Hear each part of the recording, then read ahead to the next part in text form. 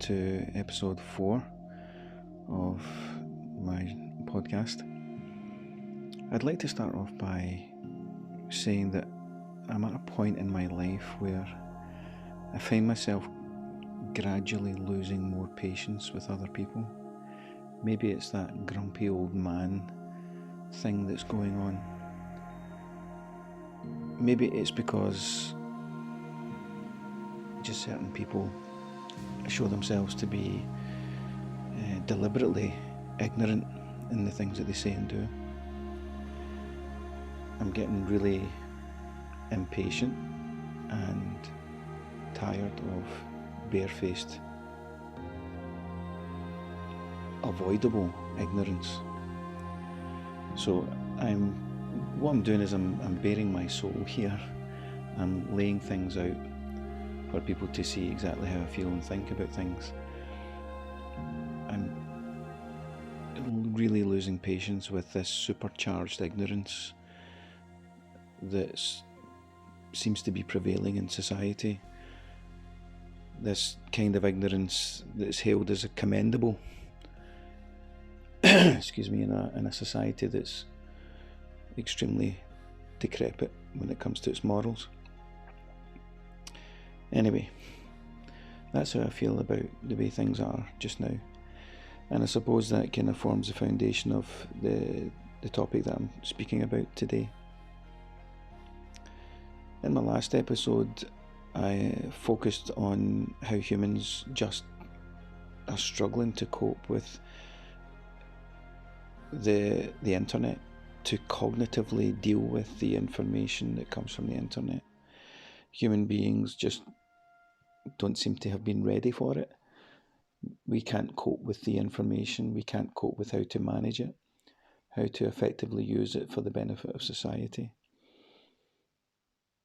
As each year passes, I find myself caught in this same thought.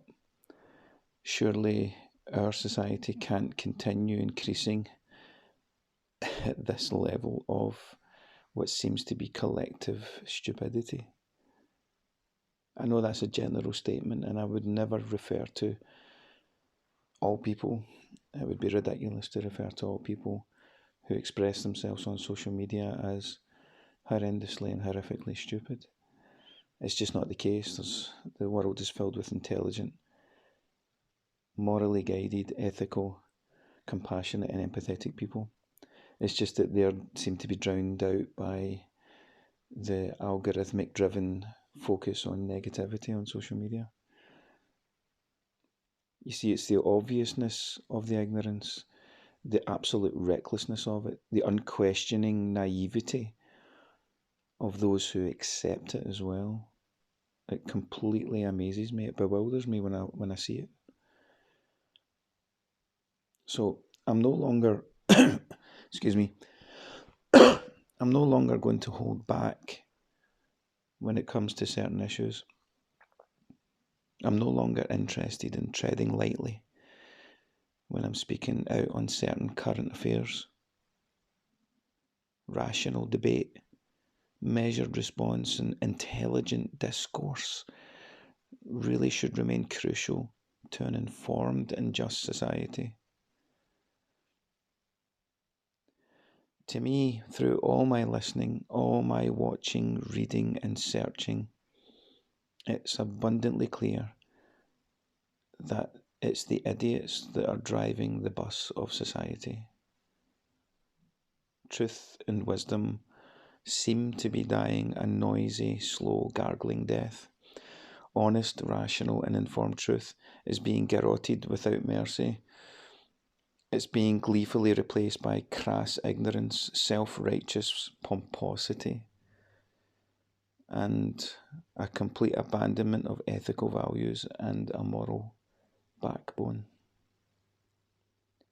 As more people access the internet, as social media remains the core source of news, as basic understanding of principles of rational inquiry and honest informed discourse become historical, things just look as if they're getting worse.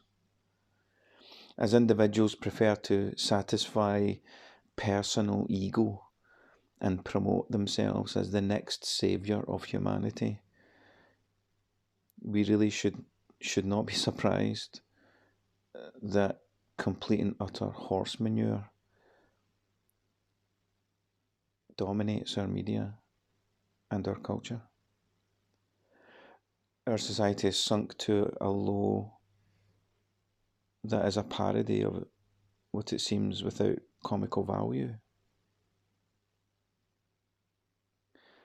So I'm sick of holding back comments that are designed to be public can incite violence. As I've edited this episode, a gunman in America has killed 5 people in an LGBTQ club in Colorado. This person was raised in the Mormon church, it would seem, with a historical and theological ideology that not only is anti-LGBTQ, but is presently hate-inducing to vulnerable and unquestioning church members. Such divisive and militant rhetoric from prominent and influential high-ranking leaders in a church like that can lead to verbal attacks, and it does. They provide fuel to the flame of people who have barely a hold on reality and who will make death threats to people. They can contribute to the spread of absolute nonsense information.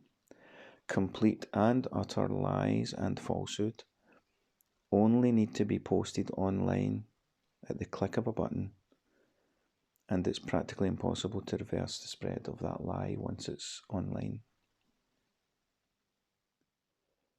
High demand and hierarchical religions such as the Mormon Church are breeding grounds for fundamentalism and conspiracy spreading individuals. I know this because I observe it carefully. I track it, I monitor it, I can see it. I've read things about it. Even when such people have those false statements pointed out to them, they seem to lack the capacity for basic rational analysis or objectivity. They lack the basic decency and integrity to just hold up their hands, to apologise and try to repair the damage that they cause online, in their online communities, and perhaps in their physical communities at home.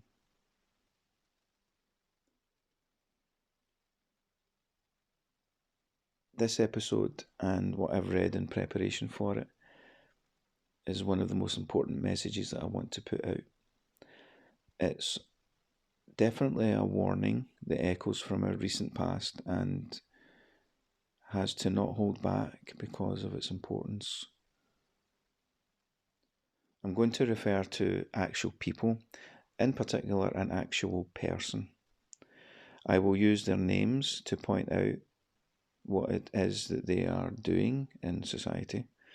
A society that needs empathy, compassion, integrity, and honesty. A society that needs to stop normalising falsehood, arrogance, and corruption.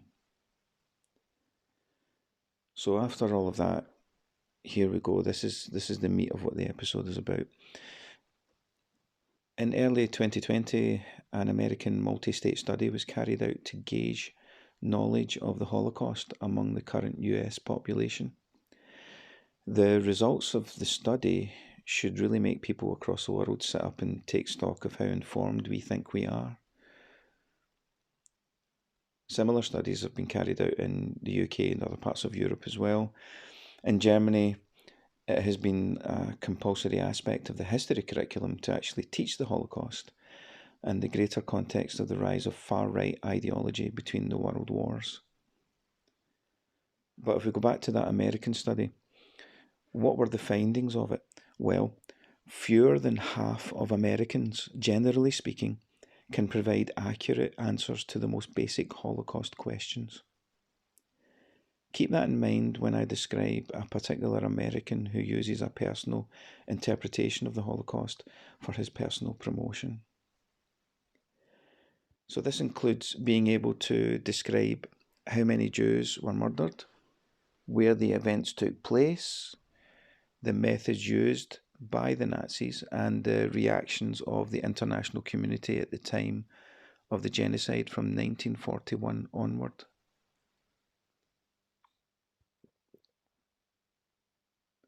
What is also evident in the results of some studies such as this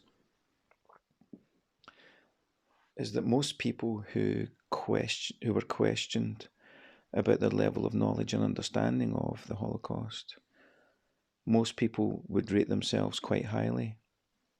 They believe that their knowledge is good, even though the results indicate the complete opposite of that. And what this is a phenomenon that we call the Dunning-Kruger effect. Some of you may have heard of this, but what this means is, and here is a textbook definition, and think if this applies to you. Sometimes it might apply to me as well, or people that you know. The Dunning-Kruger effect, this is the definition. Quote, the Dunning-Kruger effect is a type of cognitive bias in which people believe they are smarter and more capable than they actually are. Essentially, low ability people do not possess the skills needed to recognize their own incompetence.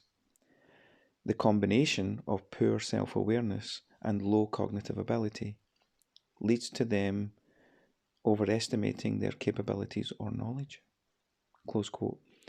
So as I talk through this episode, I want you to consider two possibilities. First, am I, Drew Hunter, capable of falling for the Dunning-Kruger cognitive trap? The answer is yes, it's possible, of course it is.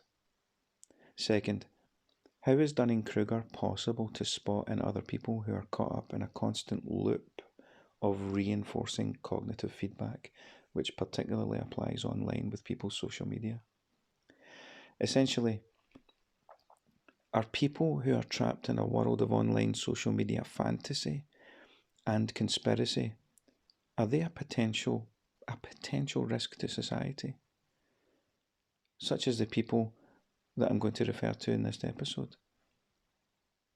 So if we go back to the studies, clearly Holocaust education needs to be re-emphasised and improved in the USA, but also in other parts of the world too. In this episode, I'm going to provide you with a rather disturbing case study of the failure of Holocaust education.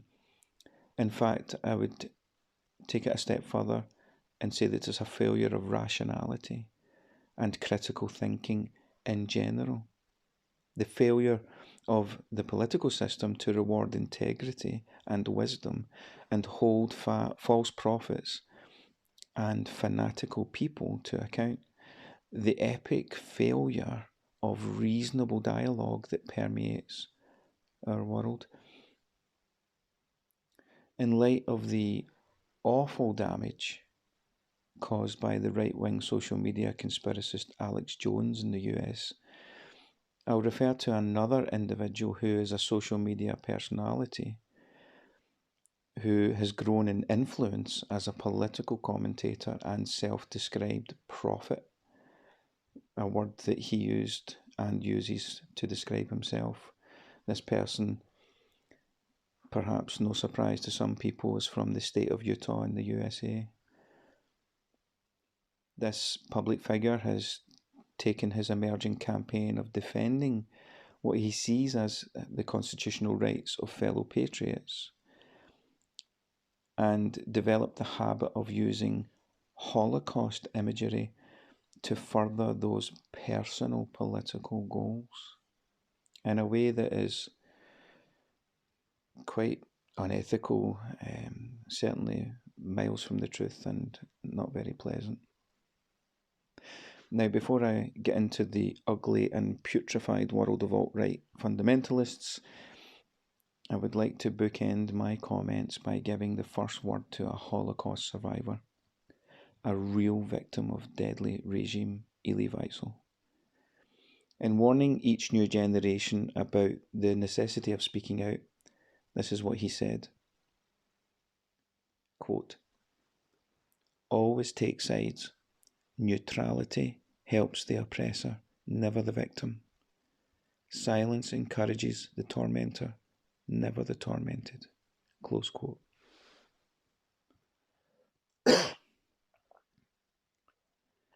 These powerful words have been used by many people since this great man wrote them. Wise people everywhere know exactly what he means. We know that he is reminding us of the great ugly, deathly silence that rested across the international community when Jews were being transported on freight cars to extermination camps in Eastern Europe. Sadly, quotes like these have been hijacked and used by people in very different contexts also. It seems that using the Jewish Holocaust seems to be fair game for anyone who has a persecution complex these days.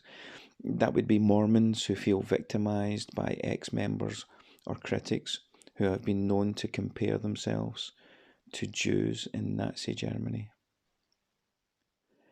Right-wing conspiracy theorists who possess that most bizarre of fragile characters use Holocaust imagery and completely false statements to put themselves on a par with people such as Anne Frank or Primo Levi. Do I really need to point out the offensiveness of equating yourself with persecuted and murdered Jews during the Holocaust? Does that really need to be pointed out? But it seems it does. So I hope this discussion will give people the opportunity to think carefully about how we fail to learn from the past sometimes. How we compare current struggles with those of previous generations, how to be adequately informed, and how to differentiate between true victims and self-aggrandizing charlatans who just stir up crowds. How to show complete and utter humility and respect for Holocaust victims and survivors. So, I have a question to ask. What does the Nazi Holocaust of Jews have to do with COVID-19? Well, sadly, it seems more than it really should. So here is a fairly detailed answer, and let me put this into context. In the introduction to my edition of Primo Levi's If This Is a Man, the author Howard Jacobson writes the following statement, quote, "Despite a testament as harrowing as his, and for all its meticulous refusal of melodrama, the Holocaust has become subject to sneering skepticism, now outright denial, now the slower drip of devaluation and diminishment. In later books, as he saw the thing he dreaded becoming a reality, Primo Levi wrote of the negators of truth, people who defame not only those who lived to tell the tale, but those who did not survive it and so cannot speak for themselves." Close quote.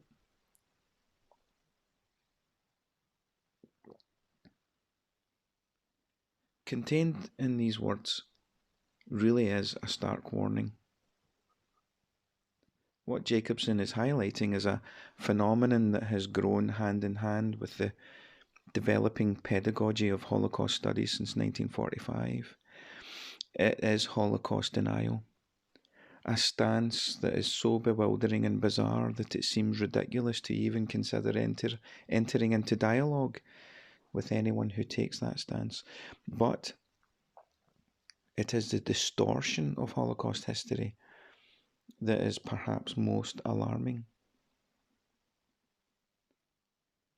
Edna Friedberg, historian at the United States Holocaust Memorial Museum, said this, quote, "It is a trend that is more dangerous and insidious. It is when people manipulate or distort Holocaust history." Close quote. But in the face of this exceptional atrocity, the systematic denial of human rights of European Jews, and then into that chasm of indifference that led to a mass murder of unthinkable proportions, it is clear that voices such as ours, the inheritors of this knowledge, are as necessary today as they have ever been. I once sat in one of the intact buildings at Auschwitz II-Birkenau in 2018. It was a chilly October evening, and I sat in silence with pupils and other teaching staff in one of the old bathhouses for inmates, as our accompanying rabbi sang a hymn of lament. This was one of the most impacting experiences of my life, knowing what I knew about the Holocaust and then being in that place at that moment, listening to those words being sung. It had a huge impact. And I also remember our rabbi for that trip urged everyone to always remain vigilant and aware of all forms of prejudice in society. He asked us to not only defend victims, but also to stand out as critics of the lies and the rumours that are at the root of all hatred. Hence, the reason I put together this episode, the reason that I am speaking up. Now, please allow me to take a historical detour of sorts from the Nazi genocide to more recent world events in order to lay out the theme of this episode more fully. And so, in the aftermath of the COVID-19 pandemic, as we use our wonderful human tool of hindsight, we can look back and take stock of those unusual and difficult days, weeks and months. We found ourselves in a mass international social shift to our normal behaviours and routines. Anyone listening to this episode knows exactly what I'm talking about. Taking into consideration a wide variety of measures such as age, population distribution, income inequalities, underlying health conditions, and other factors. SARS-CoV-2, which is a novel virus, is absolutely a pathogen that has a higher infection rate and is without a doubt absolutely more deadly than seasonal flu or other more recent virus strains such as H1N1 and MERS-CoV.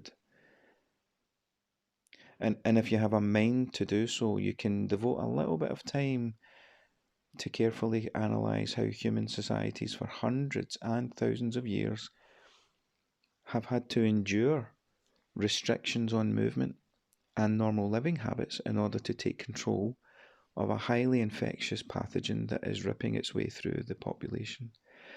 Viruses are as much a part of life as the payment of taxes and the weather. They have been around since human beings have been around. And so are those who fight against pandemic health measures all throughout history. They have been around too.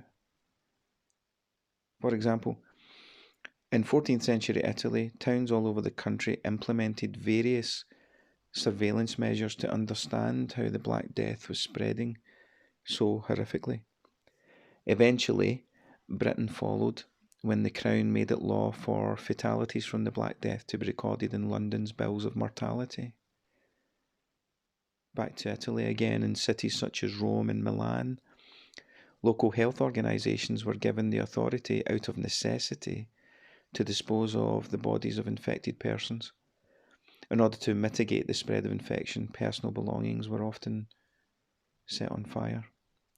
Isolation by quarantine was implemented to a greater or lesser extent nationwide, and this often meant the legal requirement of the entire community being ordered to remain indoors for the typical period of 40 days, hence the origin of the word quarantine. But Florence was very interesting by virtue of its more progressive approach to managing plague infection. Officials quickly realised that if citizens were required to remain indoors for such a lengthy period, then some provision for their well-being had to be put in place, and this is really interesting. In 1631, a huge supply of food was delivered to inhabitants of the city for every day of the isolation period. Perhaps some lessons can be learned from these well-managed restrictions. Back in Britain, the severity of the plague led to more extreme restrictions, but all the while, similar to Florence in Italy, there were welfare plans put in place to care for entire communities dealing with the essential quarantines. You see, for centuries, when human societies around the world have been faced with the destructive and the chaotic nature of deadly viruses, we've had to try to control them. We just have to do that. They kill, if not us, then someone else we know, and they can go out of control if we let them do this. Sometimes it's a losing battle. When we look in history, we've just not been able to handle the viruses. Quite often that's because of limited medical knowledge. Sometimes we've really messed up.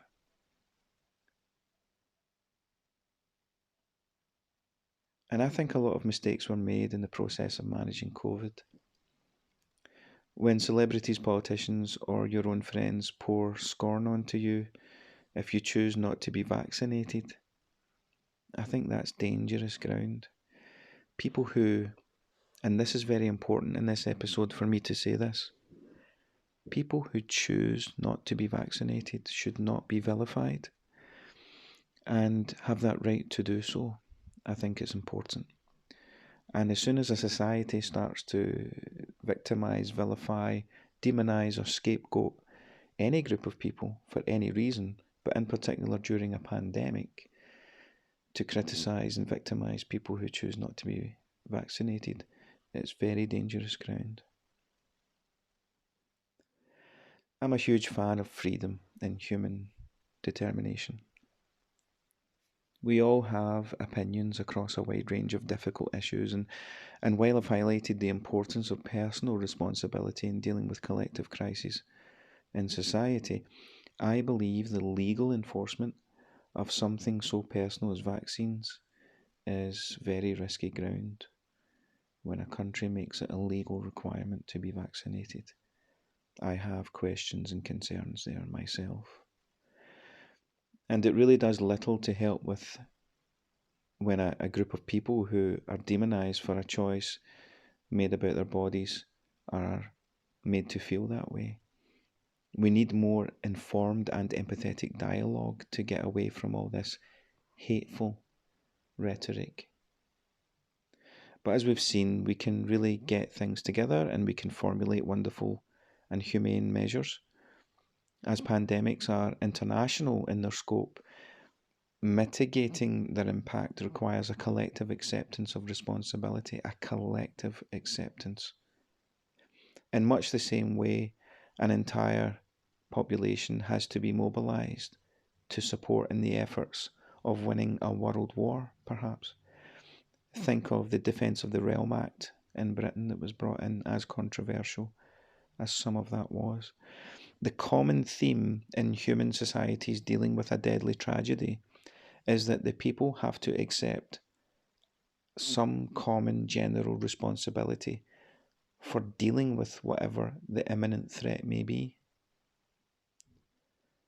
Sadly, there is always a core group on the fringes who simply cannot accept this collective responsibility and who become embroiled in a relentless campaign of protest fueled by mind-numbing disinformation. It is an awfully difficult balancing act of placing individual rights second only to the collective well-being. The underlying factor in the face of any highly transmissible pathogen is that human beings have a decision to make. Either let the virus spread and hope for the best, or use our highly developed knowledge of infection and infection control to strike the balance and preserve life as far as we can. But you may have noticed something else during the whole COVID experience. If you didn't, I think it's important to be aware of it.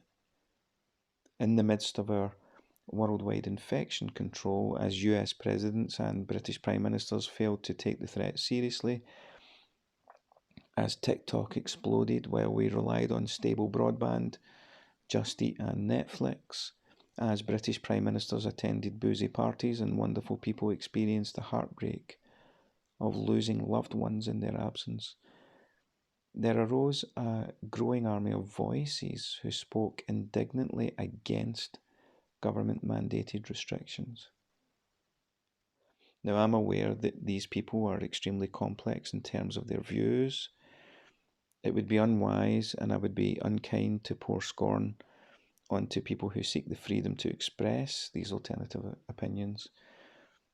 So I'll make it clear, I respect autonomous expression from anyone, but in shining a spotlight on such views, I'm going to lay out the facts and I will openly criticise these people. Now, remember, I'm not here to critique opinions. Knock yourselves out and express those opinions all day long if you want. I am not here to correct opinions. I am here to correct errors of fact. Claims made out to be factual and valid, but which are in fact the opposite. They are false, they're untrue, they're incorrect, misinformed, and they are not without consequence. From conspiracists who are adamant that COVID spreads through 4G towers to your neighbour who is sick and tired of another winter of isolation, this is all really complicated stuff. Really mentally taxing and burdensome. But it's not beyond understanding. I want to hone in on a particular group of COVID-19 critics. From my observations, my readings, and even conversations, this subgroup is mainly to be found on the right of the political spectrum. They are primarily distrusting of government interference in daily life. They can be, and often are, religiously motivated, often evangelical, Baptist or Mormon in many cases. And none of that is incidental or coincidental. They've declared more openly that science cannot be trusted, that the powers that be will at some point be, quote, coming for their guns, close quote, and that an imminent communist or socialist takeover is underway. It's the same old end of days rhetoric that has been stirring up the fanatics for centuries, in parts of Europe, but mainly in America.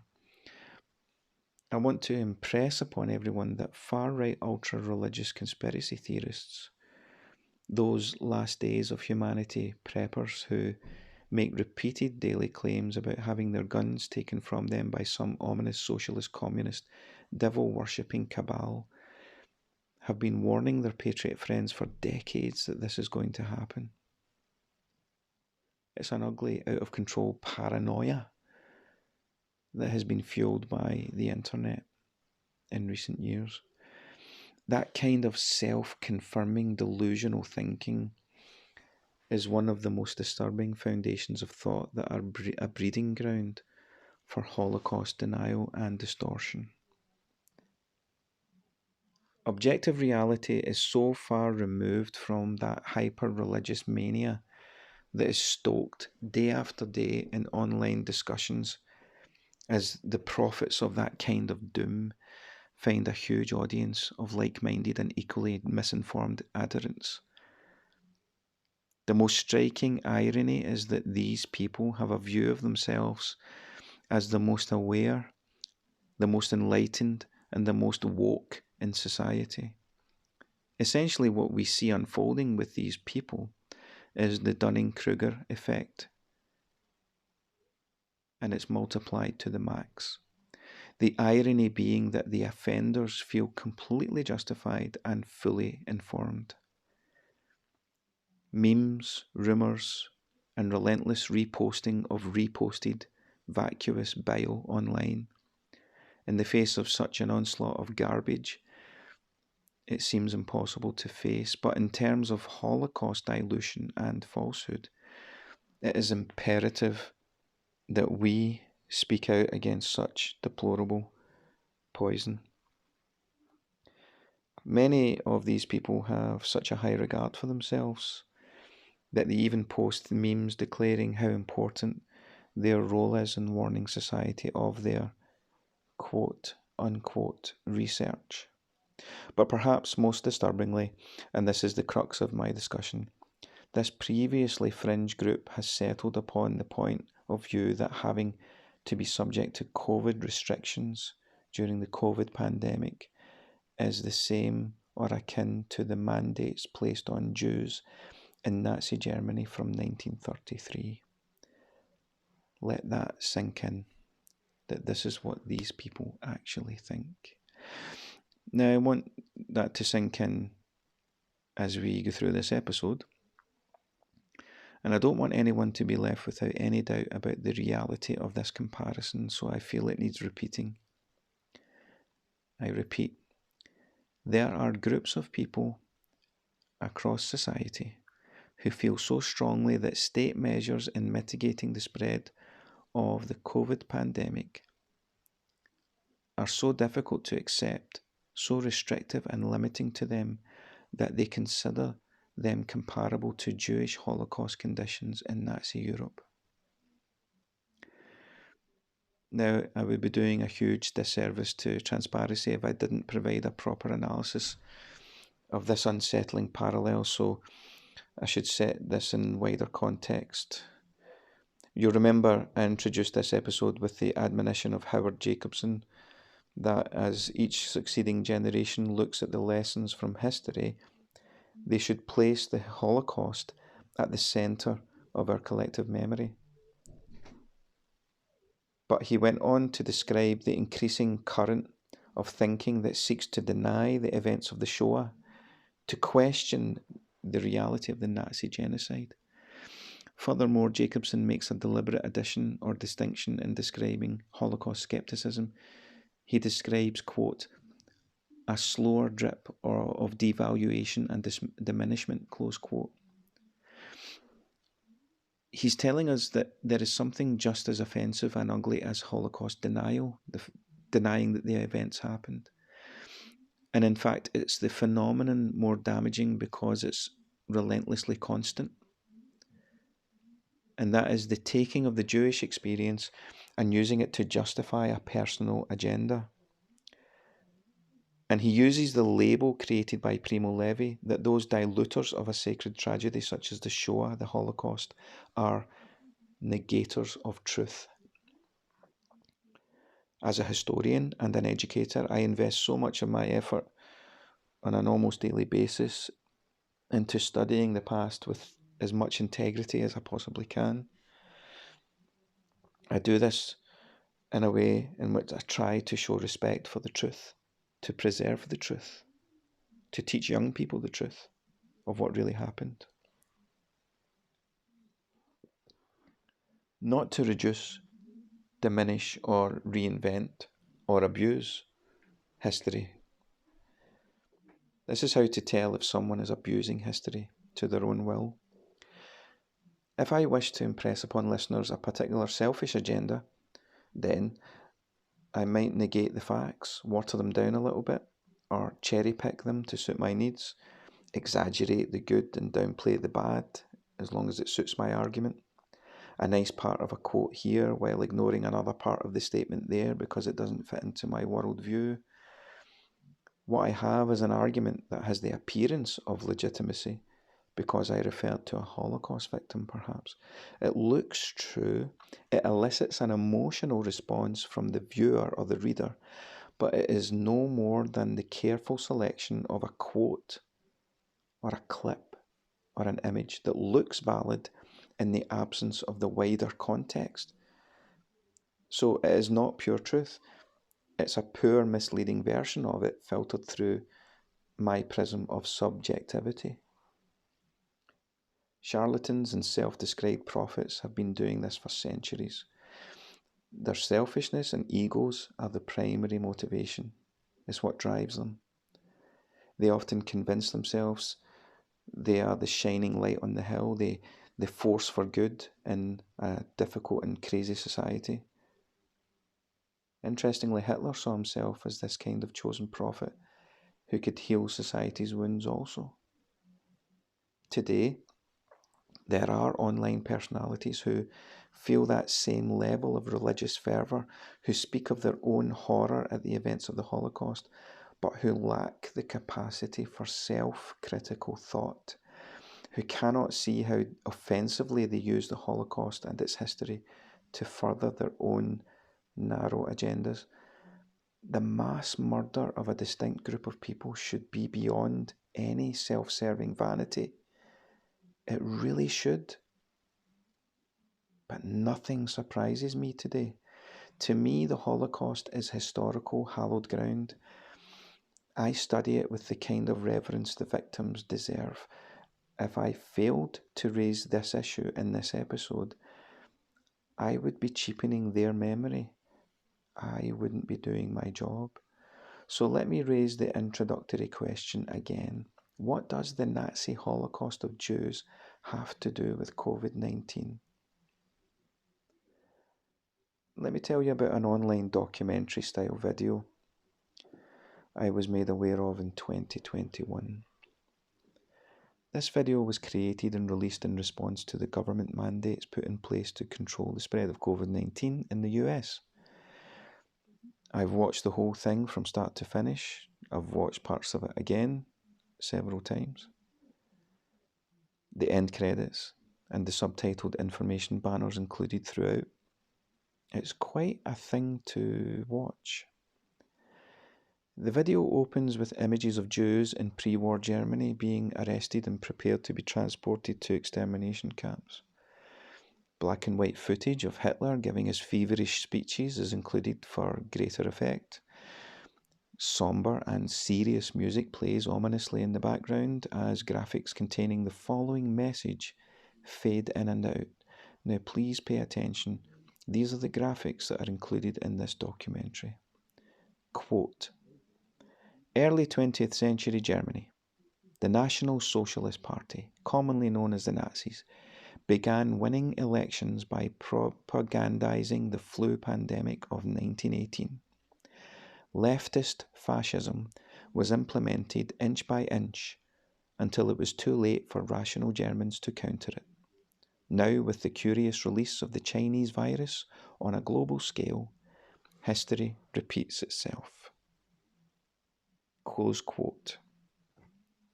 So begins a video classified as a documentary with the title Non-Essential.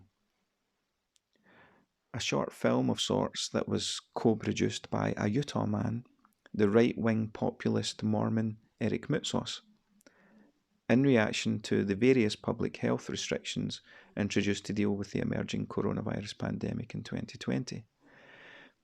Perhaps as an indication of the relative poor quality of this documentary, all of these emotive motifs are preceded with a striking declaration that says on the screen, quote, "This is a true story of actual events," close quote. In fact, no doubt as a way to escape responsibility for any inaccuracies contained within the documentary, misleading messages and mistruths that are absolutely presented in the propaganda video, the following information appears near the beginning. Now think carefully about this wording that's been used. Quote, "The historic, medical, legal, health and other opinions information is provided for general informational and educational purposes only and is not a substitute for professional advice. This film contains many controversial, well-researched scientific data and historic references, opinions that are believed to be true and accurate by many respected persons in their fields of expertise. We do not warrant, guarantee, or assume responsibility for the accuracy or reliability of any information seen on this film." Close quote. I really don't believe I've seen a more vague and weak liability statement attached to a documentary-style video. It's as if the creators felt the need to preempt their product's endless falsehoods and exaggerations. It is important that we keep this declaration in mind as we discuss this video, its main creator, Eric Moutsos, and the issues of misleading information that saturate online media today. I hope that my listeners will place their trust in my background as a historian and social commentator as I explain the dangers of yielding unquestioning trust in populist, self-promoting religious fundamentalists like Eric Moutsos, whether they be on the right or on the left of the political spectrum. And there is no irony lost on me making that last statement. Self-professed prophets of doom such as Moutsos depend on followers, likes, comments, donations and clicks. As a podcaster and YouTuber, I suppose I do that as well. However, I don't profess to speak from a podium that casts itself somewhere on the political spectrum. I'm as much a staunch critic of liberalism as I am of conservatism. I understand the value of nuance in human society. I endeavour, as much as my faculties will allow me to approach my topics from as objective and clear a standpoint as I am humanly able to do so. So, should you trust my analysis of Mormon fundamentalists such as Eric Moutsos more than you would the observations of Moutsos himself? That's not for me to decide. That's for you to decide. My advice would be to go and read what he has to say. Go and watch his video, Non-Essential. Avail yourself of his alt-right online meme fanaticism. If you have time and the desire to do so, because it's a rabbit hole that you would be going down. But that's what makes our free and democratic internet so valuable. But if you continue to listen to this episode, then I ask that you consider the academic rigour that I'm trying to provide in my research. As a history graduate, a history teacher, and as a historian who specialises in interwar Europe and Holocaust studies, I ask that you consider my analysis of the messages of Moutsos' fully loaded worldview. Why discuss these issues, some may ask? Well, this is a history podcast mainly. I'm a commentator on current affairs, and I'm an advocate for a better, more truthful society. So it falls upon me to raise awareness of issues that are pressing in terms of their importance. In an age where he or she who speaks the loudest or who can garner the most likes through any means necessary or by uttering all varieties of emotive nonsense, I try to encourage grounded, careful and transparent dialogue to keep integrity at the forefront of debate. Fundamentalism, whether it be religious or political, or a hybrid of both, is once again on the rise in democratic states such as the UK and the USA. Proper historians try to keep their ears to the ground and listen for those telltale signs of fascism and all forms of authoritarianism. Those ardent populists who emerge from a disenfranchised citizenry and take hold of the imaginations of like-minded and vulnerable lost souls. So here is the crux of this episode.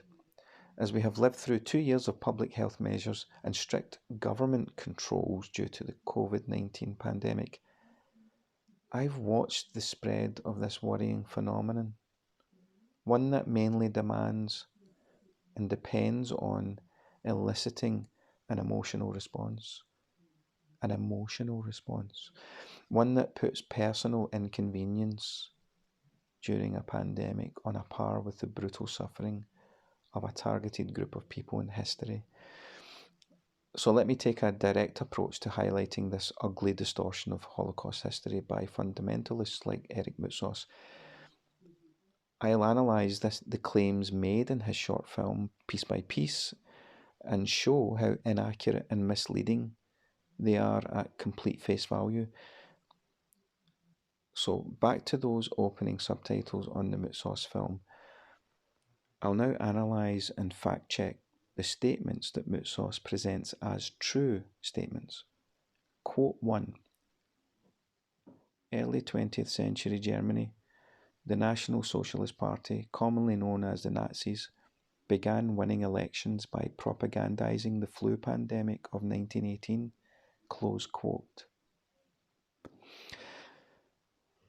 In my 14 years as a teacher of Nazi Germany, through the careful study of books and articles written by the most respected historians of that period, Ian Kershaw, Hans Mommsen, Richard J. Evans, to name a few, not one of them states that the Nazi Party increased the popular vote before 1933 by using the spread of a disease.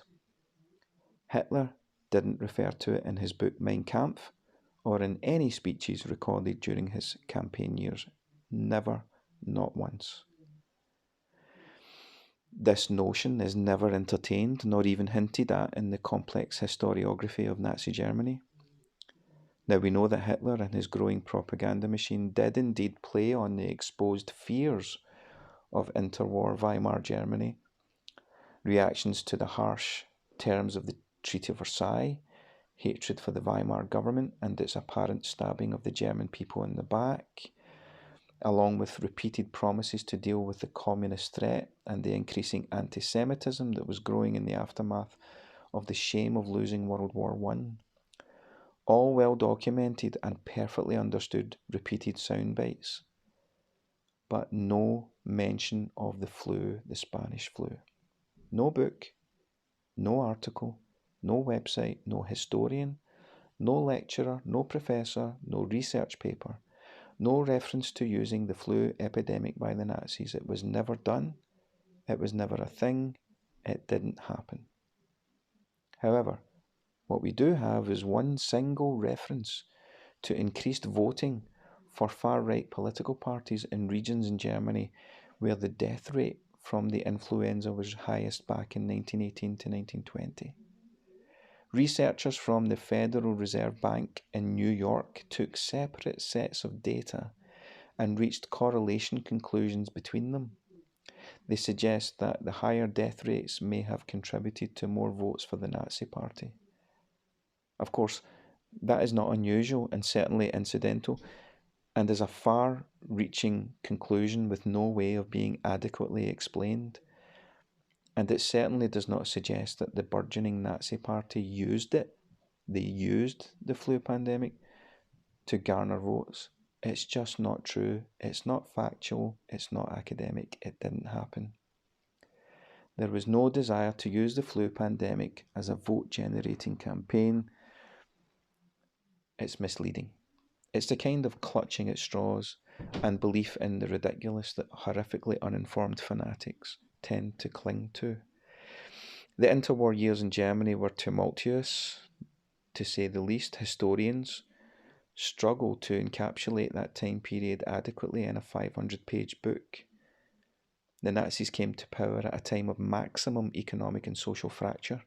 As horrific as the influenza pandemic was, it was insignificant in producing the final swell of support that got Hitler into the chancellorship by 1933.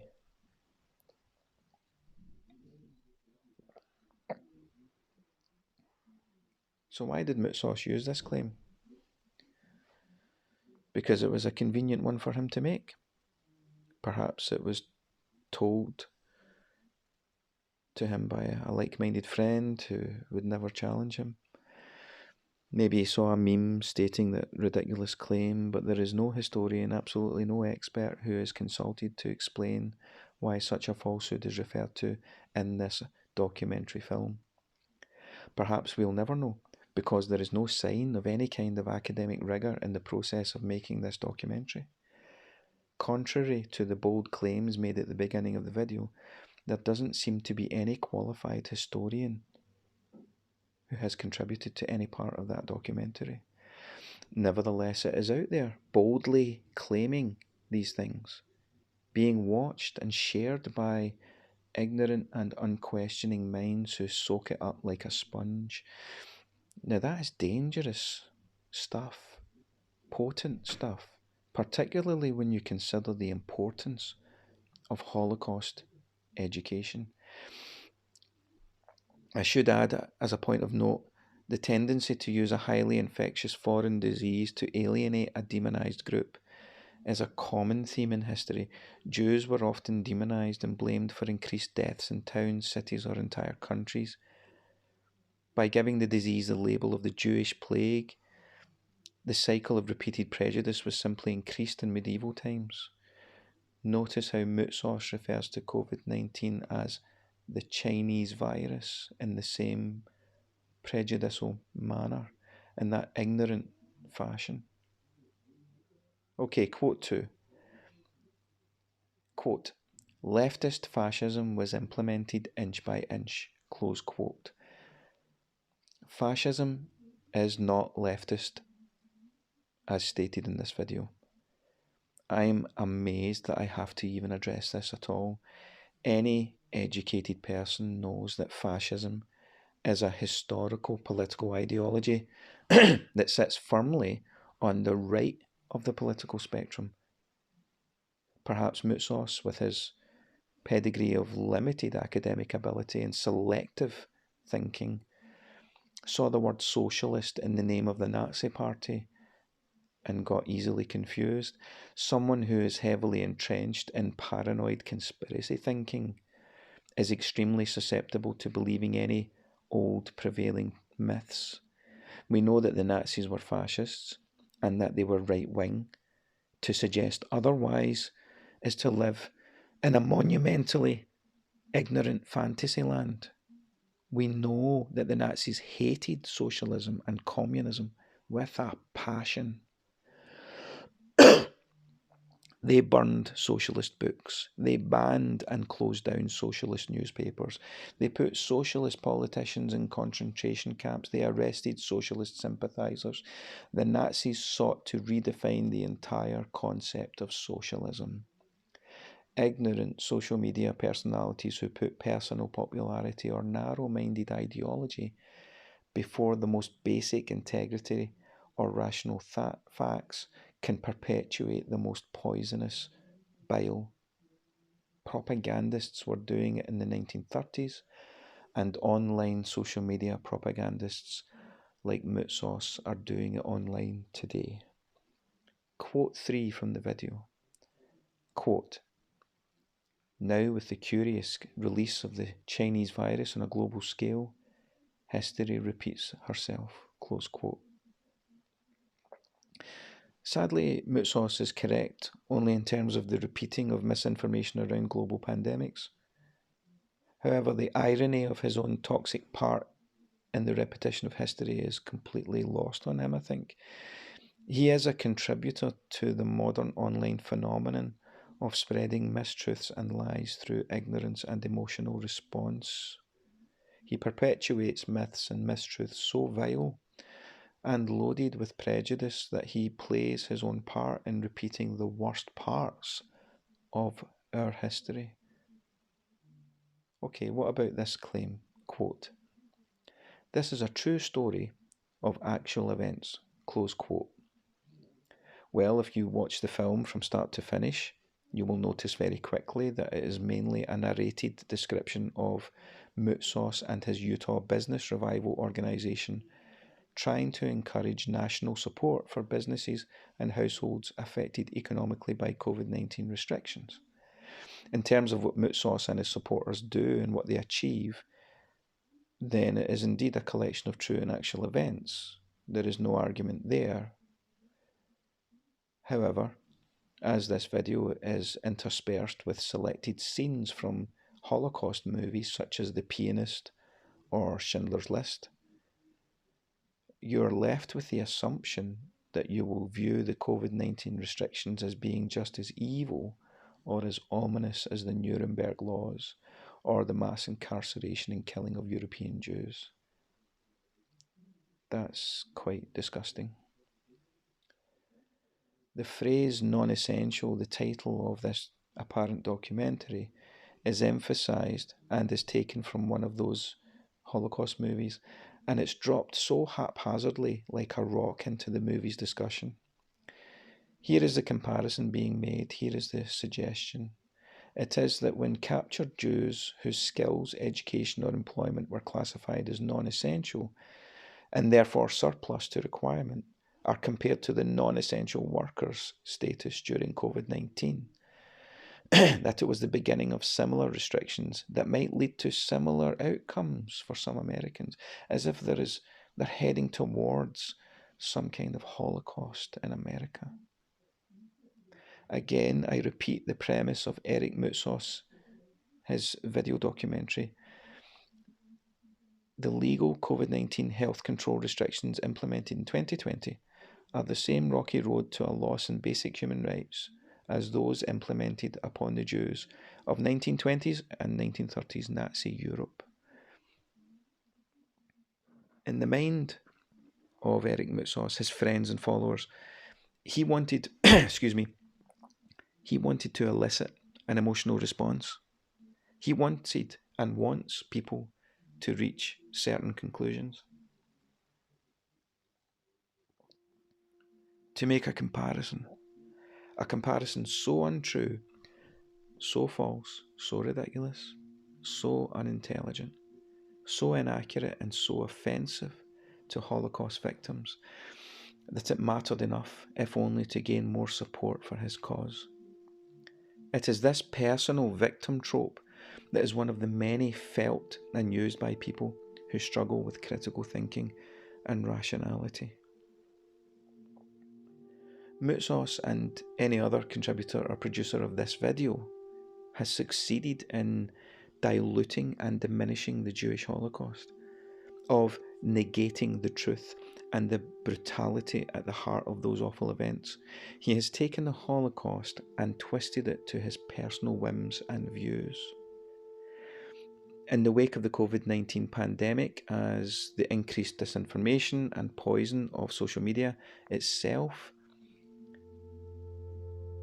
spread like a pandemic, a campaign was launched by a collection of Holocaust organisations to counter the growing dangerous and false rhetoric. This resulted in the UNESCO study of social media and its contribution to Holocaust distortion. This is titled, and you can read this, you can look this up and download it. It's titled History Under Attack and is available. In this very digestible and academically sound study is found the typology of potential Holocaust distortion. Here we can see the nuanced range of denial and distortion. There are 6 in total. Here they are. 1. Celebrating. Statements that portray the Holocaust as a positive event. 2. Blaming. Attempts to throw blame and guilt for the Holocaust back at the victims themselves. 3. Delegitimizing. Distortion by depicting Israel as akin to the Nazi state through exaggerated or false comparisons. 4. Smearing, which include claims that Jews somehow benefit from or exploit the Holocaust to their own ends. 5. Equating. Distortion by appropriating the emotional and rhetorical forces of the Holocaust in the service of a political, social or moral agenda by equating the Holocaust to another event. This 5th one applies very much to Moutsos and his approach. And number 6, omitting. Intentional efforts to excuse or minimise the impact of the Holocaust or its principal elements, including collaborators and allies of Nazi Germany. Using these simple types of Holocaust denial or distortion, we can clearly see that the approach by Eric Moutsos and similar people is in the equating. And whilst the motivation may be born out of personal concern for vulnerable business owners during a viral pandemic, their blinding political ire and approach is loaded with personal promotion. The pursuit of real, objective truth is severely hampered by their inherent prejudice and bitterness, this tunnel vision. And I must say at this point, I am of a fair enough mind to note that I even have sympathy for Eric Moutsos and his cause, and for those who follow him. Having watched the film and thought about the fears and concerns of his group, I actually get it. But it's one thing to empathise with someone's plight, and quite another to accept the methods of their cause. He refers to the snitch line that was set up so that neighbours could call the police to report on other neighbours who were not following COVID guidelines. Based on what Eric Moutsos describes, I can't disagree with him. It's awful. That's a terrible thing. That's an extreme state reaction to the pandemic. It's an approach that really is scary, and it's worrying, and it's morally wrong. My agreement with some of the content of this documentary shows that life is actually nuanced. Issues are nuanced. They are very complicated. But using short-sighted reactionary binary thinking does very little good. Raising false equivalencies is just ridiculous. Comparisons with the Holocaust might be tempting to people who see government overreach, but they are just plain ignorant. At this point, I want to read to my listeners a few important observations by groups who represent Holocaust victims and human rights advocacy groups. The wonderful people who make the following statements are referring to the kind of abuse of the Holocaust that Moutsos and his ilk has carried out repeatedly. The president of the Dallas Holocaust and Human Rights Museum, Mary Pat Higgins, recently released this public statement, quote, "The Dallas Holocaust and Human Rights Museum deplores the resurgence of comparisons to Hitler and the Nazis by those unhappy with regulations issued during the COVID-19 emergency. Some of those who oppose stay-at-home and shelter-in-place requirements have charged state officials with behaving like Hitler and imposing Nazi-style orders. One such accusation made last week by an elected official in Idaho against that state's governor compared him to Hitler, noting that in Nazi Germany, quote, non-essential workers got put on a train, close quote. For the record, Hitler and the Nazis put Jews on trains, not men, women and children, to their deaths, not because they were non-essential workers, but simply because they were Jewish. This accusation is as disgraceful as it is historically unsupportable and morally reprehensible. The deportation of Jews to their deaths by a totalitarian racist anti-Semitic regime stands as an unmatched horrific time in modern history. To compare this to the efforts of our elected officials to attempt to balance our health and economic needs while under threat from a worldwide pandemic cheapens the sacrifice of the millions of Jews murdered by the Nazis and their collaborators." Close quote. Gideon Weiss, in a 2022 article in Think Global Health, wrote this, quote, "Anti-Semitic COVID rhetoric both blames the Jews for the pandemic and its restrictions, while it appropriates Nazi and Holocaust imagery in an attempt to equate the experiences of COVID skeptics, deniers, and anti-vaccine advocates with victims of the Holocaust. There is literally no way to compare those who don't want to wear a mask or get a vaccine to the systematic and industrial slaughter perpetuated by the Nazis on European Jews. When this false and repugnant comparison is made, it desecrates the memory of the millions of Jews and other murdered undesirables and dilutes the sheer magnitude and evil of the Nazi genocide." Close quote. Becker Reusch, a descendant of a Holocaust survivor, observed this, quote, "Denigrating the Holocaust demonstrates a profound lack of understanding of history and professes explicit anti-Semitism, whether by community leaders or our peers. We have a collective responsibility to stop it. If you hear it or see it, whether in public or private, call it out. Your voice can make a difference. It is the most powerful tool to preserve historical accuracy, combat anti-Semitism, honour the memories of all who suffered in genocide, and influence the present by drawing on the lessons of the past." And finally, to give the most important perspective, Vera Grossman-Kriegel, an 84-year-old Holocaust survivor, said of this comparison between the Holocaust and COVID-19 restrictions, quote, "Those who compare the two do not understand deep enough and do not know enough about the Holocaust because there is nothing to compare." Close quote. As a historian, I didn't need to read these important reactions to these distasteful comparisons. As soon as I see a bunch of Scottish Mormons, social media users, post images from the Holocaust and use them to criticise COVID-19 restrictions, I know instantly how blatantly ignorant and disgusting that is. As soon as I see an American Mormon fundamentalist like Eric Moutsos post memes and videos that remind his followers about how the Nazis took control of the Jewish population and then compare it to vaccines or mask wearing to mitigate COVID, I know how intrinsically dense and damaging that is. Sadly, others don't and can be taken in by it. But it is important to know that the international community of good people who truly understand the crucial relevance of the Holocaust, those humanitarian organisations whose expertise in bringing Holocaust history to bear and warning the world about all varieties of fascism, they are making public declarations that condemn people like Eric Moutsos. Now, I would like to continue the theme of this episode and expand on the abuse of Holocaust history. My job entails getting to the truth, regardless of emotional response. When people make completely false claims or reach ridiculous conclusions of using vague historical information, then it really is my duty to point it out. It often forms the basis of critical discussions in my classroom with young people as well. There are two other politically loaded issues that cause massive division in the US in particular. Both of these issues have been given Holocaust arguments in order to justify a certain viewpoint.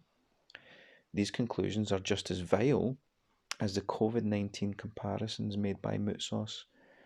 These issues take Holocaust imagery and history and completely distort them. The issues are 1. Guns and vaccines. Now, guns and vaccines are serious issues where there's a lot of controversy. So let's discuss guns first.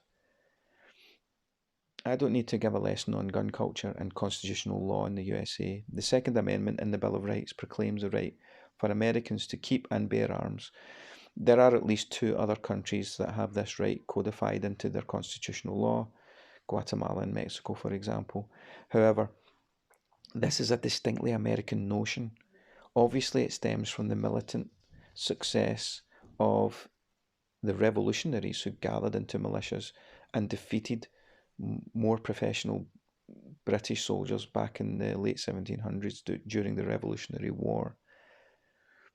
But today, this amendment is such an important right, seen as crucial to holding a potential overstepping government in check. There are supporters of gun rights and owners of guns from all sections of the political spectrum in the USA. But the more extreme devotees, the ones that say, you pry my gun from my cold dead hands, these types of people tend to be from the right of the political spectrum. Now, I'm not here to pass judgment on those who need guns. I'm not American. The fact that I don't understand it all is something I can't remedy or sort out. But what I do understand is the Holocaust. I understand the context. I understand how it became possible for the Nazi state to control and kill 6 million Jews. And tragically, because other people think they understand the Holocaust, they feel justified in giving their point of view on this deeply complex event. But this is just their point of view.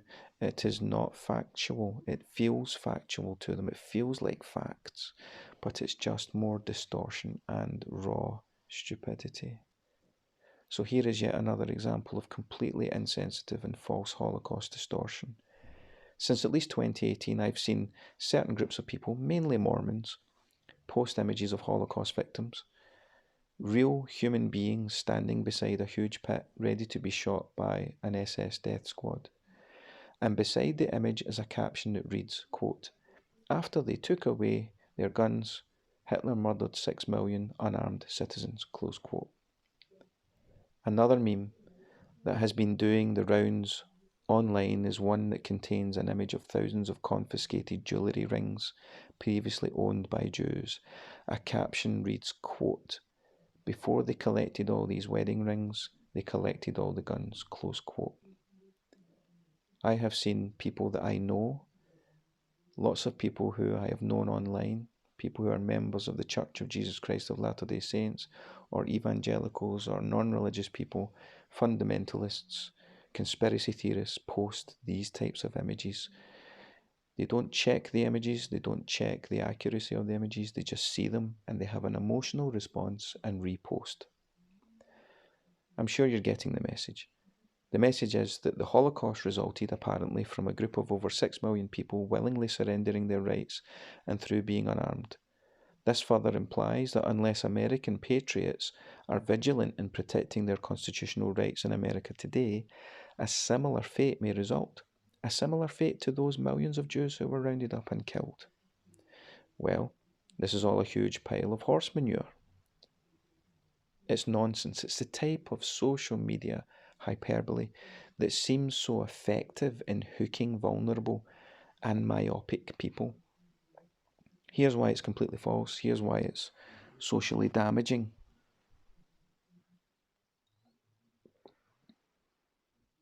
The way that the Nazi Party came to power, how Adolf Hitler became Chancellor in early 1933, is hugely complicated in terms of understanding the context in a very tumultuous Germany. Existing left-wing parties such as the KDP, the larger KPD, and the USPD and larger SPD were doing rather well during the Weimar years. On the right, there was a variety of nationalist parties such as the DVFP, the DSP, and the DAP, which would evolve into the NSDAP, which was the Nazis. And there were the centre parties such as DDP and HVB, and the Zentrum Party, the Centre Party. Despite the existence of such a broad range of parties, the experiment of democracy wasn't doing very well in a country that had been hung out to dry after the defeat of World War I and the high and harsh terms of the Treaty of Versailles. The instability of post-war Germany was characterised by polarised political opponents, street fighting, attempted coups, and increasing violence between communist and right-wing groups. Germany was in turmoil, politically and socially falling apart. The Weimar government, the democratically elected government, decided to bring in new laws regarding firearms so that people would be registered gun owners. They tightened gun laws and brought in restrictions on ownership and use. This was partly in response to the terms of the Treaty of Versailles, which required the disarmament of Germany, despite allowing a small regulated force of 100,000 soldiers. It wasn't until after the 1933 and 1934 gains in political superiority, after the appointment of Hitler as Chancellor and finally as the Führer of Germany, that the Nazis themselves started to loosen gun laws, including bladed weapons. The new government wanted weapons to be in the hands of the law-abiding citizenry. What we do know, thanks to actual experts in this field of study, is that the Nazis used the records of registered new firearms owners to confiscate them from political undesirables and those considered enemies of the state. Therefore, the population of Jews who owned registered guns had them taken from them. That sounds very much like a historical point of fact that would support the argument of alt-right fundamentalists in the US, but taken on its own, with no further information or context, it would easily be used as some kind of proof for a pro-gun point of view. Case closed for people like Moutsos. But here's the extra bits you find out when you want to genuinely know all sides of the debate. Like many groups who were banned from owning firearms after 1933, often they would acquire and hide guns in their homes anyway. Jews, aware of the growing social prejudice emerging from the Nazi control, took caution and actually kept illegal firearms. They hid them. Some of the 500,000 German Jews kept firearms regardless of the laws. What about this population of Jews in Germany? Had they all been armed to the teeth like many fundamentalist Americans today would suggest? Would they have been able to offer any kind of successful resistance and therefore prevention of their genocide? Well, I can't believe this has to be addressed, but here we go. The answer should come as no surprise.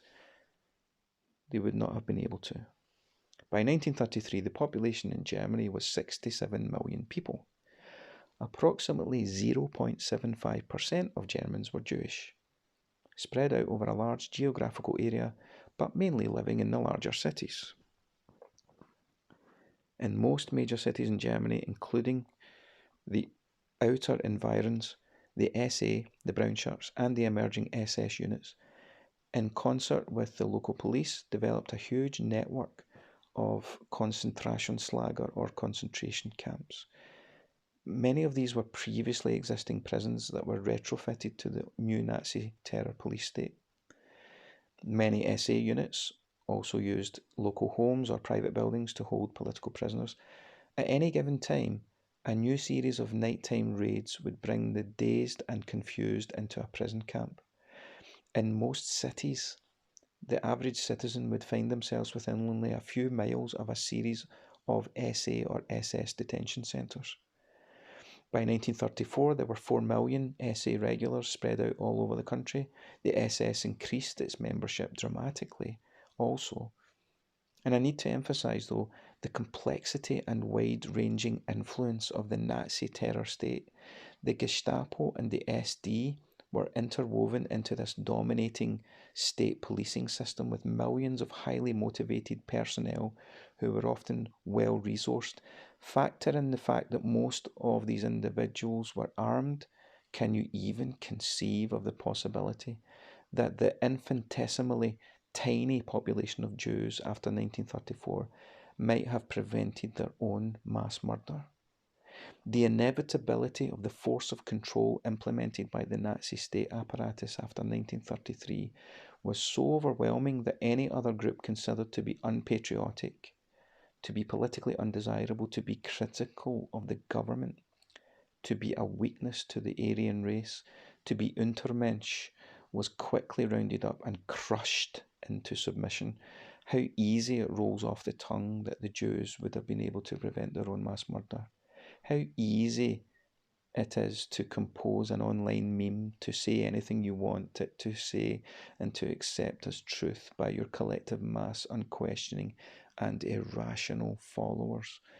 The irony of right-wing fundamentalists like Moutsos is in their similarity of psychological manipulation compared to any other fascist populist group. In addition to the points I've made that attest to the ridiculousness of the claim that unpatriotic Americans who don't defend their gun rights run the risk of a similar fate to the Jews in 1930s Germany. Here are some important points to consider also. The few Jews who lived in Germany eventually did not have the freedom of movement that would have facilitated any kind of resistance had they been able to. Access to guns was restricted, but any Jews who still kept guns secretly stood no chance in the face of the heavily policed and armed Nazi state. Before it was evident that the end game was genocide, most Jews clung on to as much normality of life as they could, hoping that things might get better. And remember this, none of us were there. We didn't experience this. Also, the Nazis were extremely gifted in deceiving the Jewish population, convincing many of them that relocation was as bad as it was going to get. Jews did resist Nazi control.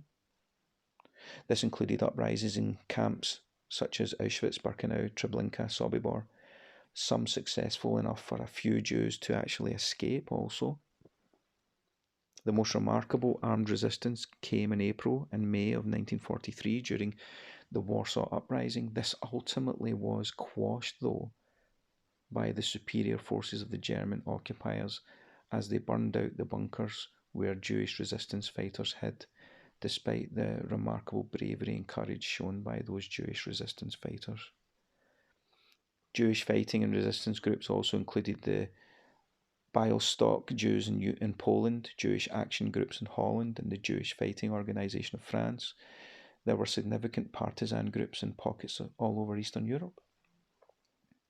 So, in contemplation of the barefaced ignorance of people like Eric Moutsos and other Holocaust distorters online who spread their dangerous false information, There is a beautiful alternative to this dangerous rhetoric, and it's referred to as rational and objective facts. It takes just a little time and a swallowing of some of your pride, and you arrive at the correct conclusions. None of this is a matter of interpretation. The reality of an event so impactful as the Holocaust requires very little interpretation of reality. It's factual, it's recorded. At this point, I would like to emphasize another important and powerful thing. When people take it upon themselves to compare their present social culture with that of a foreign one that is so far removed from their own, both geographically and historically, it is very likely that they are attempting a comparison that is very far removed from reality. Imagine comparing 21st century America with early 20th century interwar Germany. Can you imagine that? But that's what people do. And in the process of making such ill-informed, sweeping comparisons, the conclusions reached are so far removed from any resemblance to valid facts that only the dim-witted and unfortunately the cognitively challenged would actually support such claims. Eric Moutsos and the growing population of alt-right conspiracy peddlers that have such an emerging and large following are the people who take such differing cultures and make these claims almost mainstream. Comparing early 19th century Germany with America in 2020, that's like adding 3 giraffes together with 2 hippopotamuses and making a cheese omelette. It's a binary and myopic way of thinking. It's dangerous because uneducated, ignorant people believe it. Vulnerable people believe it. Okay, as nonsensical as all of this is, I do have to address the other distortion of truth that Moutsos and his kind proclaim, that is the vaccine claim. So, memes, articles and videos that suggest that those who choose not to be vaccinated are being treated like Jews under Nazi rule have become commonplace in recent years. Consider feeling so victimised in life that your most closely related equivalent is to find yourself relating in some way to Jews in 1930s Germany. In addition, there is another trope in anti-vaccination thinking that suggests the Nazis made vaccines compulsory. I don't intend to devote much time to this particular falsehood, so a summary will probably clear this up. But first I should paint with a broad brush and describe some of the most ominous and worrying examples. During the period when vaccines were being rolled out, anti-vax and QAnon support, which often go hand in hand, increased massively in Germany as well as the USA. Moutsos, other fundamentalist religious fanatics, and all varieties of science naysayers have ranged to belief from COVID being fake, 5G towers causing the disease, and Jews being at fault for the whole thing. This is the sweeping gambit of relentless nonsense that causes as much harm as any other disaster. Ironic slogans that mock the memory of Holocaust victims, such as, quote, vaccines make you free, close quote, are held up as a statement of hilarious facts, almost injecting some kind of humour in there in such an insensitive and disrespectful way. Eric Moutsos is a populist who uses his platforms to promote self-interest. His followers seldom ever question his propaganda. But it's worse than that. He uses Holocaust imagery to promote laughs at the expense of the victims of genocide. He posts images of Nazi war criminals laughing at Nuremberg with the caption, when they put our memes up on the big screen at our trial. As if when people like Moutsos, if they go to trial for some reason, and comparing themselves to high-ranking Nazi officials who were put on trial having a laugh. Images flood social media of anti-vaxxers and COVID skeptics wearing the Star of David, wearing striped uniforms reminiscent of concentration camp clothing and symbols of syringes shaped like swastikas. in terms of the fragility of anti-vax victimhood, with its inability to accept rational truth and to understand good science, there are a few points of historical fact that should be noted. Vaccine mandates were put in place in Germany by the Weimar government long before the Nazis were in power, as was the case in several countries too. After 1933, the Nazis relaxed the requirement, even denying vaccines for undesirables, such as Jews, in order to allow a kind of natural cull in their population. Also, people have fought against disease inoculation since the earliest vaccines given for smallpox at the end of the 18th century. Then, as it is now, it was religious fanatics with a relentless desire to create a fear narrative through their godly end-of-days zealousness. Pamphlets filled with mistruths and rumours were published, disseminated and used to promote hate. Social media is awash with it today. Now, as we consider current affairs with a hugely wealthy and influential celebrity like Kanye West, arguably and sadly possessing a certain vulnerability by virtue of his mental health, but equally promoting false and hate-filled anti-Semitic social media content, the power of people like this, who will gladly do anything if it benefits themselves, increasing their followers despite their magnified poisonous messages, inciting various acts of violence and hatred, seldom challenged. That is frightening. Eric Moutsos, other religious zealots, and other Mormon fundamentalists who thrive on popularity and listeners have been cashing in on Holocaust distortion in ways that are nothing less than offensive and reprehensible in what we would call a civilized society. It isn't difficult to expose their lies. One only has to educate oneself, read some books, challenge your cognitive biases, get off your phone a little bit more and have genuine integrity, to understand that life isn't binary, to accept that the world is complicated, it's nuanced, and it's possible to interpret it accurately as well.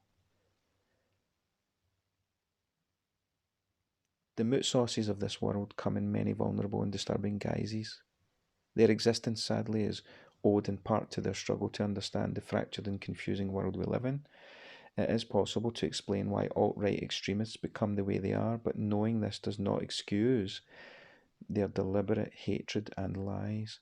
And I think Professor Ruth Wodak encapsulates the insular, arrogant, dangerous, and myopic thinking of populist extremists today when she says, quote, "Far-right populist parties thrive whenever there is a crisis. They either construct or exaggerate a crisis or instrumentalize existing crises. They create unreal scenarios of threat and danger, and then they position themselves as the only party and the only politicians who can save us from this crisis and danger. In this way, they first create fear and then hope. This is an interdependent pattern, which is, of course, not new, which has existed for many, many centuries, but they are very clever at employing this pattern." Close quote. Groups who regularly employ and make a living out of this pattern include Mormons with a personal God complex, right-wing evangelicals enveloped in their own self-importance, politicians with supermassive egos, alt-right social media personalities, QAnon conspiracy theorists. They all come from different social backgrounds. They are complicated. But since much of their success in spreading false information and employing their fascist ideas comes from large group dynamics, it's actually very easy to spot them, especially when you've come to learn the age-old telltale signs. They do have common characteristics that are easy to identify if you pay close enough attention. These are features of attitude, ideology, belief, and action that gifted historians and academics have been identifying for the last 100 or so years. Characteristics that warn us of the increase in fascist thinking on our own doorsteps, in our own communities. These characteristics include the following. First, they often declare publicly that they have the truth, that they have the answers, that hidden knowledge. They proclaim with no sense of irony their own unbelievable wokeness. They have a tremendous sense of their own importance. This is evidenced in their public declarations online. They warn of a continual struggle against an ominous enemy, seen or unseen, usually within the government or your country, that is trying to take away their freedoms and rights. An eternal struggle against evil, the forces of light and dark. Think of Hitler's Mein Kampf, his struggle, and you can see the echoes of it in the fear narratives constantly repeated by Moutsos and his followers and other people like him. They tend to be hyper-religious and fundamentalist, quoting scripture and the words of revered religious or political leaders is connected to their irrational religiosity. They view themselves as chosen by God to say and do whatever they say and do, believing God is on their side and working through them. They consider what they say and do as determinant on entry into heaven and in the afterlife. They claim to be in a relentless struggle between light and darkness, with them being mainly on the light side, thus giving what they say and do an absolute weight of fundamentalism beyond rationality and reasoning. They have a powerful martyr complex that often stems from their self-image as a chosen spokesperson who has come to possess some little known knowledge.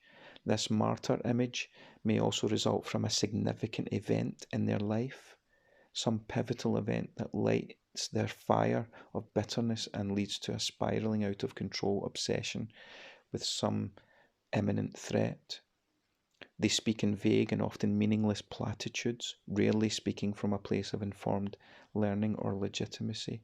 They appear to have little understanding of basic political concepts, terms and ideologies. Accuracy and correctness are seldom present. They encourage divisive rhetoric and foster chaotic and destructive dialogue. Confusingly, they often claim to be a voice of reason, sometimes stating that they even wish to unite people. They thrive on a continual loop of positive reinforcement from followers, thus being perpetually enabled in a forever echoing worldview that narrows more and more over time, leading to more extreme, fantastical and irrational views on society. They publish and promote half-truths, inaccuracies, falsehoods and deliberate lies, sometimes with an air of truthiness. They value self-promotion, adoration, praise, popularity and hyperbole. They prefer speaking rather than listening to others. They use humour in tasteless ways to ingratiate themselves with like-minded people, potential followers, usually employing their jokes at others' expense. They often suggest that their offensive humour should not be taken too seriously as it's, quote, just a bit of harmless fun, close quote. They don't take criticism of constructive feedback very well, usually deleting people, self-censoring it's called, those who don't ascribe to their narrow viewpoints. They are unwitting and unaccepting victims of the Dunning-Kruger effect, massively overestimating their knowledge and understanding. They believe their concept of the truth is the right kind of truth. They tend towards communicating fallacious posts, videos, images or articles that mainly elicit emotional rather than reasoned and rational responses. They avoid correcting or reprimanding followers who spread hate, make false claims or become passive-aggressive to others. They claim to want to make the world a better place, to unite and find common ground, while all the while constantly stoking divisive rhetoric. They place greater intellectual value on an internet meme than a peer-reviewed or studiously written academic article. They resort to ad hominem and faulty reasoning, and they mock what they don't understand and revere what is worth forgetting. Many fascist dictators and populists have come to be in a society and culture that rewards vanity and ego. Uncertainty, ignorance, and the madness of crowds incubates these populist ideologues. Unfortunately, we aren't very good at choosing the most virtuous and humble leaders. We aren't great at remembering lessons from the past. In times of economic and social uncertainty, we allow these loud, hateful, irrational, emotional, and frankly dangerous voices to have a platform that infects our culture because of a tremendous lack of education and a sad gullibility. Society puts the Eric Moutsoses of this world on very high pedestals. For many, it makes them feel listened to, appreciated, justified, in fact. That fanatical, distasteful Christian nationalism becomes normalised to the point that people are completely incapable of having a fully developed moral or ethical compass. It gives them a kind of comfort in an unsure world. It reduces their need to think properly or to work things out for themselves. Their incapacity to put in the work to understand something that demands cerebral effort is balanced by their unquestioning worship of dangerous fascist ideologues who reflect their own stunted, decrepit worldviews. It lets them continue to hold on to those unquestionable and comfortable views that are toxic and destructive. It allows Moutsos to feel loved, believed, revered, but worst of all, to feel justified. It allows for Holocaust distortion, for universal truth to be misshapen, undermined, and perverted into personal will. It lets ordinary people say and do horrible things. It lets out of control fanatics create more and more out of control fanatics. To take the hallowed sacredness of Judaism and the Holocaust and co-opt them into a cheap and reprehensible personal political soundbite or image. I think that we are living on the edge of many levels of fascism. All it takes is for some ignorant but highly motivated fool who can't see beyond their own inflated ego to create a climate of bitterness and rage. We need to equip ourselves with the understanding, integrity and compassion to bring reason to our public discourse, to calm things down while being politically active, to address our own arrogance and remember that the integrity of those who are different to us should be respected. We need to be willing, like Dietrich Bonhoeffer, August Landmesser, Sophie Scholl, Jehovah's Witnesses or Fritz Gerlich, to represent Holocaust victims and publicly condemn Holocaust distortion when we see it or when we hear it today. Fascism is front and centre and it's becoming mainstream again. It shouldn't, but it is.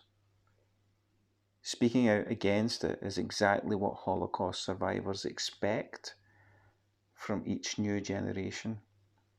Elie Wiesel, Otto Frank, Vladek Spielman, Primo Levi, Viktor Frankl, all would be critical of the ominous and ignorant distortion of truth that fundamentalists like Moutsos peddle on the world stage.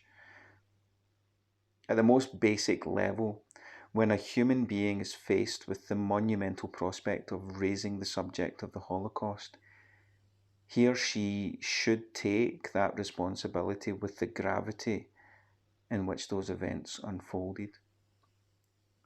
Holocaust denial and distortion is a current phenomenon.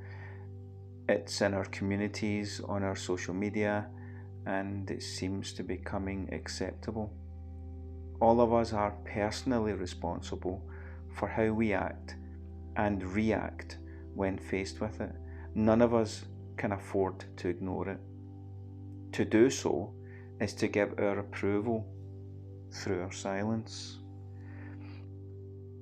I started this episode by appealing to the warnings of Primo Levi, that powerful survivor of the Holocaust, when he described those misled and ignorant people as negators of truth. With everything I wanted to say laid out in this episode, I feel it's only right to allow another survivor to have the final word. I believe that Zalman Leventhal, a Jewish prisoner and Sonderkommando at Auschwitz, being able to bring himself to watch the horrendous propaganda created by Moutsos today, I believe that he would simply say, quote, "The whole truth is much, much more tragic and terrible," close quote. Thank you for listening.